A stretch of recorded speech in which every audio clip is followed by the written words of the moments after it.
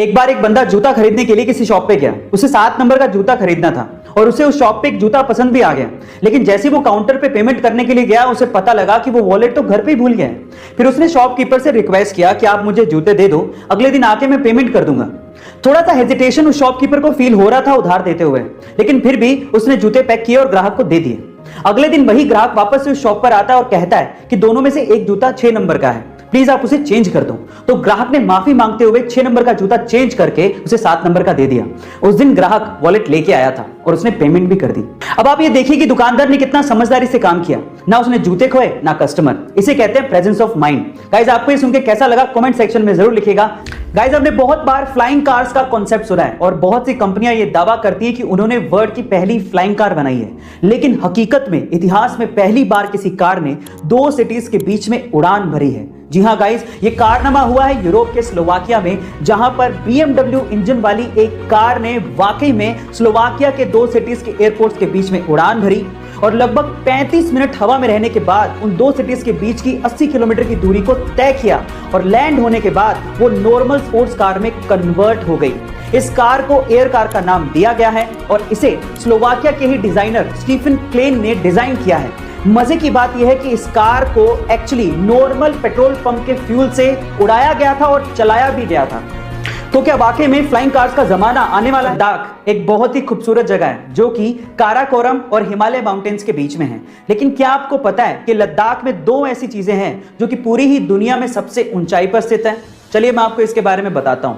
सबसे पहले है लद्दाख का बैले ब्रिज। गाइस, लद्दाख का बैले ब्रिज पूरी ही दुनिया में सबसे ऊंचाई पर बनाया गया ब्रिज है, जिसे इंडियन आर्मी ने बनाया था, जिसकी समुद्र तल से ऊंचाई 5602 मीटर है।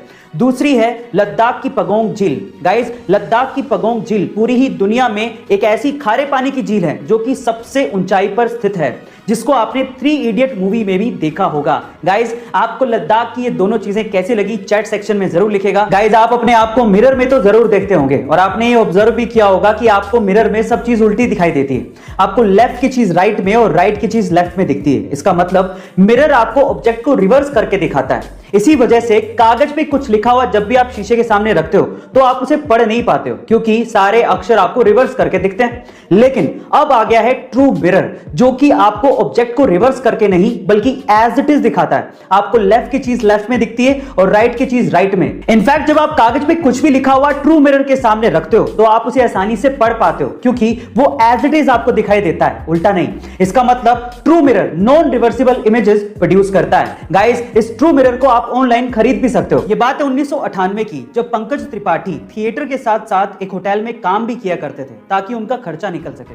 उसी होटल में सत्ता मूवी के सिलसिले में मनोज वाजपेयी जी एक दिन के लिए रुकने आए, लेकिन जब वो होटल से निकले तो वो अपनी चप्पल रूम में ही भूल गए। वो चप्पल पंकज त्रिपाठी जी ने अपने पास ही रख ली।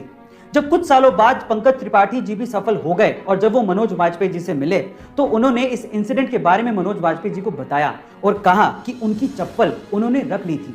तब मनोज जी ने कहा कि तुमने क्यों रख ली थी? तो पंकज जी ने जो जवाब दिया वो आप लोगों को सुनना चाहिए। पंकज जी ने कहा कि वो मेरे लिए राम की पादुकाएं थी।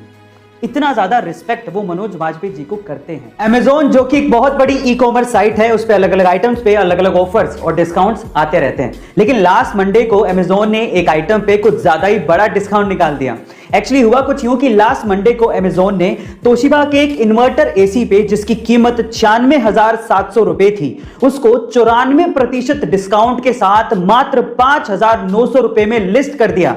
जिसने इस ऑफर को देखा उसने फटाफट से इसे ग्रैब कर लिया। इनफैक्ट इस ऑफर में EMI ऑप्शन भी था, तो कई लोगों ने इस एसी को EMI ऑप्शन पे अवेल कर लिया। लेकिन बाद में पता लगा कि किसी बग की वजह से Amazon पे ये प्रोडक्ट इतने बड़े डिस्काउंट पे लिस्ट हो गया था। खैर, जो भी हो, लेकिन जिसने मौके पे चौका मार दिया उसकी तो चांदी हो गई। गाइस, क्या आपको इसके पहले तक इन्फॉर्मेशन पता थी? और अगर नहीं पता थी तो कमेंट सेक्शन में जरूर लिखिएगा। और ऐसे अमेजिंग वीडियोस के लिए शेयर, सब्सक्राइब एंड लाइक। मिलते हैं अगली वीडियो में।